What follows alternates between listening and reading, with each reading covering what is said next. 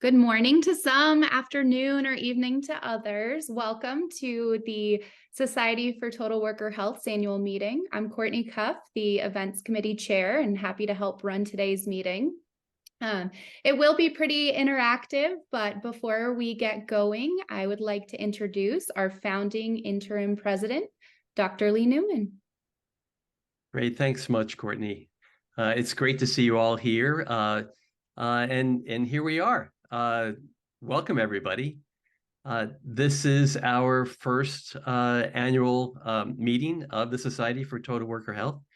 As a recollection, we're here to collaboratively advance the field by sharing knowledge and best practices. We're going to get to do some of that here today to benefit working people, their families, organizations, communities. We are a hub, a community for sharing new and innovative ideas to expand total worker health practice, and a place for professionals and students across all disciplines. We're really encouraged by the diversity of participation we have here in the society. So we'll go ahead and go to the next slide. So just by way of brief background, for those of you who may not even know this, the society was originally in the plan that NIOSH had, its last 10-year plan for total worker health, we agreed to step in and get the ball rolling with this because the field is growing. There's increasing need for a place to convene people who want to help shape the future of total worker health. And so we convened a steering committee, which was chaired by Bob McClellan, representatives from other professional societies. You can see them listed here, as well as other groups, including Total Worker Health Centers of Excellence here in the US, Total Worker Health affiliates. That led to the creation of our first set of bylaws and articles, naming of interim officers in order for us to be able to move forward with the process of incorporation. We formed an advisory panel. We have our first agreement with another professional society, with American Industrial Hygiene Association. And we've already held, and we're very grateful to the California Labor Lab folks, we've already held our first strategic planning meeting. So October 22, we launched. Happy first birthday. I'm just really excited to say that over this last year, so much has happened already, and the level of enthusiasm from you all has led us to feel like the future is very bright for the organization. Taking a look at this past year, let's talk about the membership that we've seen in the organization. And here's something that for those of us on the board of directors, we find particularly encouraging. First of all, if you look at the total membership that we have, you can get a pretty good read of where we were last year. We were well over a total of 200 members the last time that I looked. I can probably get more recent updates. We have at present 40 student members, 49 early career members, and 143 full members. And what's encouraging about that is look at the proportion of people who are new to the field, up and coming in the field, and they make up nearly half of the membership, which is extremely encouraging and bright for our future. A snapshot on our finances. At this point, much of what we have is come to us through donations and membership dues, and some from events and some in-kind support. So that's the revenue side on the left. And then when you look at our expenses, it's actually a much smaller circle than our revenue. So our expenses have mainly been the administrative pieces, a little bit on website, so that's for a first year, we're at least heading, I think, in positive direction. We have multi-year projections built out, but here's just sort of a snapshot from when we started in October of 2022 through June of 2023. In terms of the Treasury report, and this has been prepared for us monthly is for board meetings by David Shapiro, our treasurer. Just to summarize this, we've successfully launched the society and have been collecting membership since September 22. And currently, our revenues are all collected through credit card processing. The Regents of the University of Colorado, through the Center for a Health Working Environment and Colorado School of Public Health, is currently acting as our fiscal agent. And why is that? It's because we don't yet have a place to. We didn't have a place to put the membership dues and the various donations that we received to get us started. It's parked there, and as soon as we are fully launched on a fiscal front, we have an agreement that will move all of those funds over to the society. So our fiscal year corresponds to a calendar year, and as a nonprofit, we're actually expected to file taxes on the 15th day of the 5th month after the end of the fiscal year, et cetera. We incorporated as an entity with the U.S. federal government in March of 2022, and we're on track to file our 1023 form, which would register us as a 501c3 by December. And then shortly after that, the funds will move away from the university account and move over to the 501c3, our nonprofit status account. So I wanted to go through that fairly briefly, just to let you know that the board has been very diligent, meeting at least monthly over this last year plus, in order to get us all in good shape on a fiscal basis, and just getting the organization well planted so that we're compliant with nonprofit status. Our advisory panel is really an important part of guiding the direction for the center. The members at large, as well as this advisory panel, which has 17 representatives, really is the you all are the collective brain trust that are making the society into what you want it to be.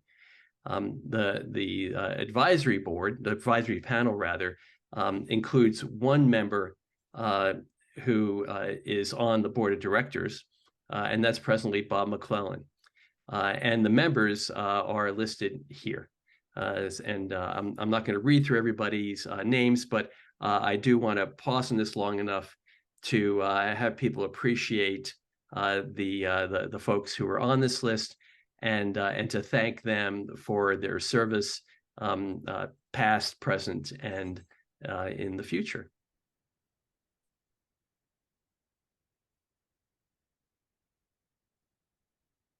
Next slide, please. We've had our first election, and a big shout out to Abby Ferry, who chaired our first board nominating committee, which came up with the slate of candidates. We reviewed and voted upon and then referred the slate of candidates to the board of directors. And then general elections of officers was conducted in September through October for terms that begin this coming January. And so I'll be rotating off as founding president December 31st. I've actually agreed to stay on for a few months after in an unofficial capacity, just to help with this first transition. But you're going to have new officers starting in January. Drum roll. So I want to say welcome to our new officers. We had a great turnout for the election. Thank you all for voting. Lily Tenney is going to be the president for 2024. Christina Banks will be in a one-year position as president-elect for 2024. Matt Law as secretary, and that's a two-year term. And David Shapiro will continue on as treasurer and that is also a 2-year term. And just to explain for a moment, there's a staggering that's gone on. Lily and Christina will each serve for just this next year, so that we can have we won't have the whole board rotating off at the same time. So we have a staggering of the board membership. And then the fifth member of the board is currently Bob McClellan, and there'll be a separate election process within the advisory panel for that fifth slot. So these are your new officers. And Lily, it's great to see you, and I want to congratulate you. And I just want to just shout out that we really wouldn't be here today without Lily and David and Mwangi's and Bob's commitment over this last year and a half. There have been a lot of things to do to get ourselves rolling, and it's really been a great team effort. So congratulations to the new officers. I want to share with you that I think that we're in very good hands in terms of making this transition. Christina did a fabulous job of leading us through a strategic planning process in California here just recently, and so it's a very knowledgeable and I think exciting group to lead us through this next couple of years. Thank you so much, Lee. I want to welcome everyone. Thanks for the introduction and the honor, Lee. It's been such a pleasure to serve with you and the fellow board members. I have to apologize for my raspy voice at this point. I'm getting over a cold, as so many of us are, but I'm really excited to be here, and I'm really looking forward to continuing to serve on the board of directors and participate and get to know a lot of you that I haven't had the pleasure of meeting yet today. We have a great program in place. We have a wonderful events committee that's put together an agenda for us to be able to engage virtually by being able to meet and greet here in a little bit. And then hear a Total Worker Health showcase from our membership about what they have going on in the world of total worker health in their various domains. So I'm looking forward to all of that. And I'm going to take this time to give you a bit of a preview of the strategic plan that a group of us were working on last month at the California Labor Lab. This annual meeting is it's our inaugural annual meeting to bring together our membership and to be able to not just highlight some of the business updates, but to really hear from our membership about what they are doing, about what they want to learn more of, and what they want to be doing as part of their involvement in the society. One of the things we have been running in this past year is a peer learning series that's been dedicated to engaging our membership across all disciplines. One of the things that makes us most unique is that we're not only multidisciplinary, we're transdisciplinary. We have over 250 members representing 43 different disciplines all over the world. And each and every one of you has not only an interest in total worker health, but you're doing total worker health in various specialties and in various ways across public and private and government. And so this peer learning series has been a really unique way to start to highlight the case studies of total worker health in practice. To date, we have run 4 peer learning series, and I want to give a shout out to Dr. Natalie Schwatka, who really conceptualized this and piloted it, and with proof of concept rolled us in and moderated the first 3 peer learning series. And this is an opportunity for us to also partner with our other professional associations and with our members who are interested in hosting these. So it's also a plug if you're interested in hosting a peer learning series in the future, please get in touch with us. Our next one is upcoming, and it's in partnership with the California Labor Lab, and it's going to be on November 2nd this week on surveillance and monitoring in work. So these have been really exciting and a great small, we cap it so that they're interactive. Lee mentioned that last month, or I guess it's still October. So this month, earlier this month, we were in California and San Francisco at Berkeley, and we were hosted by our colleagues at the California Labor Lab. We were joined not only by those that are pictured here, but an additional 12 people. So we had 22 people who participated in the strategic planning process, all of those representing our advisory panels and a few additional. And we went through a day and a half exercise facilitated by Dr. Christina Banks and Ed Yellen at the California Labor Lab. Really useful process for us. And I wanted to highlight what came out of that. We spent the first day brainstorming the strengths, really conducting a SWOT analysis, the strengths, the weaknesses, opportunities, and challenges of what the society is and what it could be in the next 3 to 5 years. And then we spent the second day starting to list and formalize 5 real priorities for the society and the goals and the actions and activities around executing those priorities. The 5 priorities that our group identified as top things that the society should be focused on in the upcoming years is around membership, around brand awareness, around securing, maintaining funding for sustainability, around convening and gathering, really building our community, and around establishing a clearinghouse, which is really something that has been identified of some way to curate and gather, identify all of the amazing total worker health resources that are out there and create a way to organize them and make them available to the various audiences that we're trying to serve. I'll run through these rather quickly, and I think it's important to highlight because I think they all lend themselves to different ways that members can get involved with the society at a deeper level.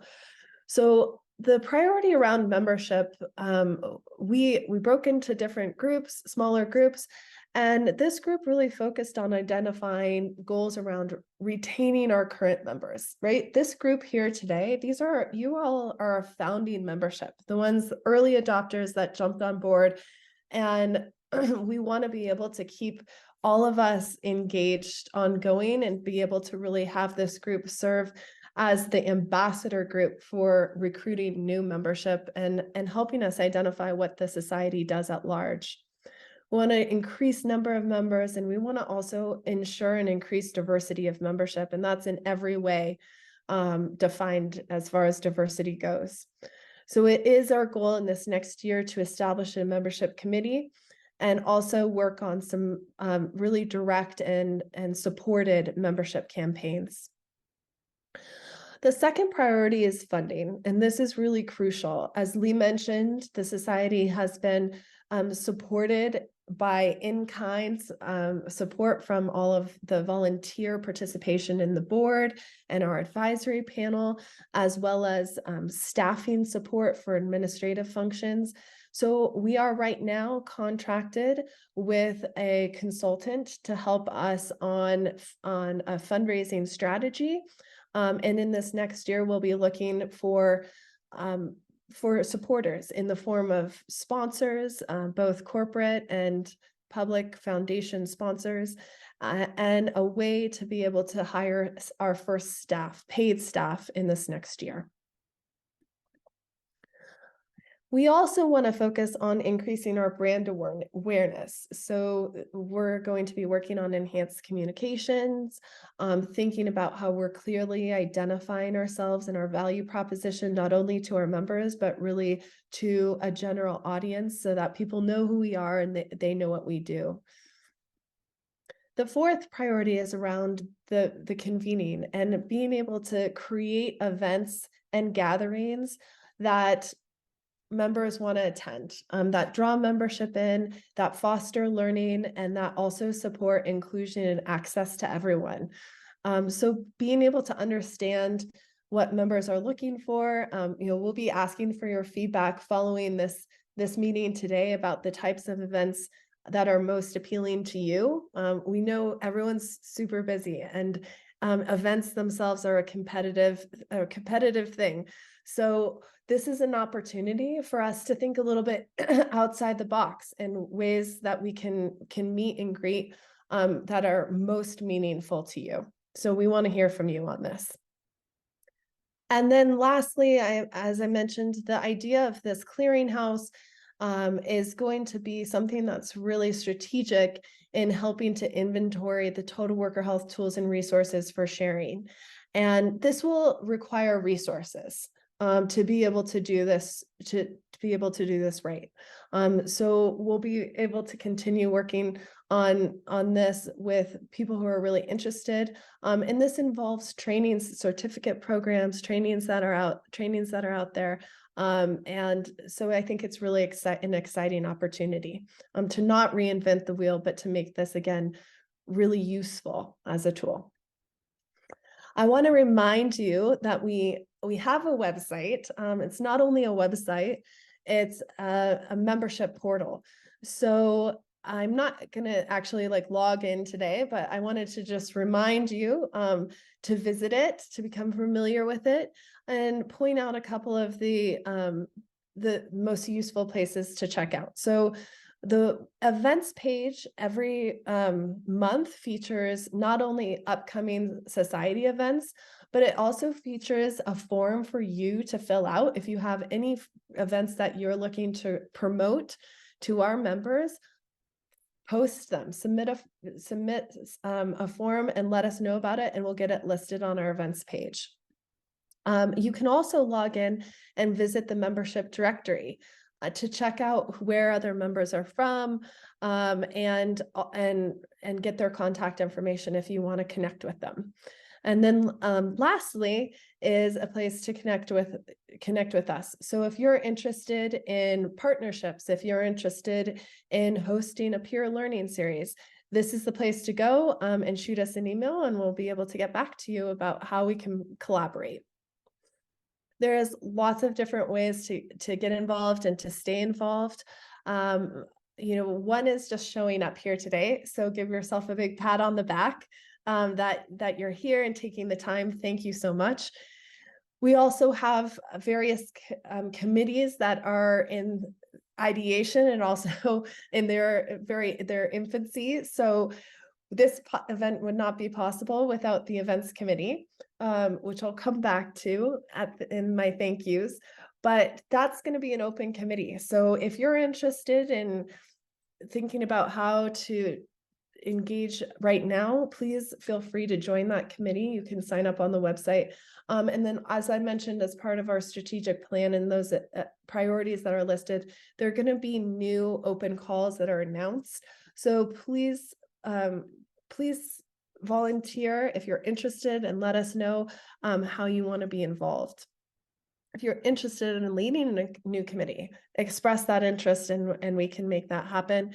And then also, if you're interested in posting or hosting an event, you can visit our website.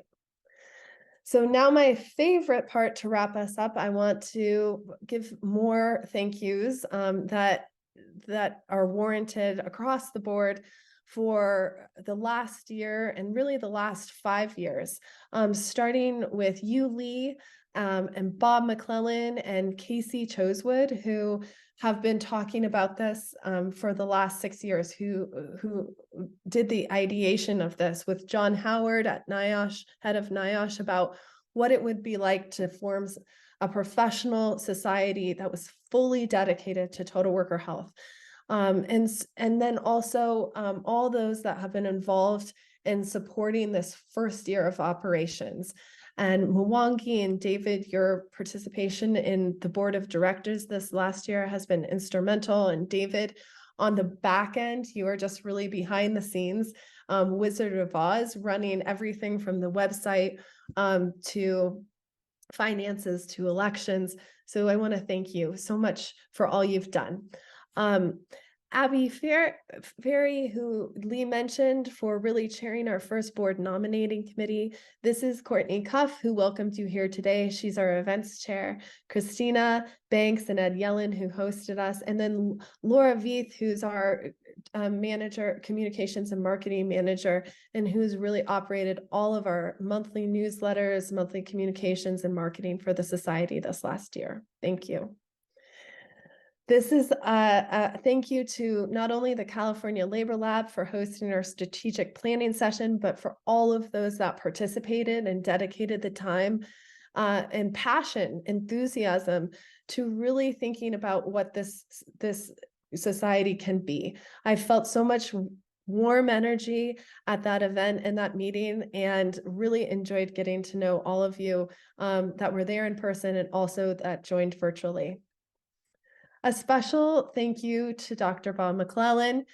You have really been, without thinking of the best other word, the godfather of the society. You started the Vanguard group that turned into the steering committee. You have challenged all of us on the board to think about all the critical questions that have gone into forming the governance and the bylaws. And most importantly, you have the largest heart that has made this possible. So thank you, Bob, for all of your ongoing commitment to making this society what it is today. And thank you, Dr. Lee Newman, for serving as our interim, our founding interim president, for your continued enthusiasm, for making us say yes, for making me say yes to this, and also for continuing to really lead with such enthusiasm and grace to make this society happen. So this was last year when we officially kicked off. This is your outgoing board of directors, plus our fearless leader, Dr. Casey Chosewood, at the symposium that was held in Bethesda last year. And with that, I want to just wrap up a last thank you to our events committee, which is a very, very fun group led by Courtney Cuff, and also the members that are listed here today, who quickly really got this event together and have already started to think about some really fun events for this upcoming year. Thank you all so much.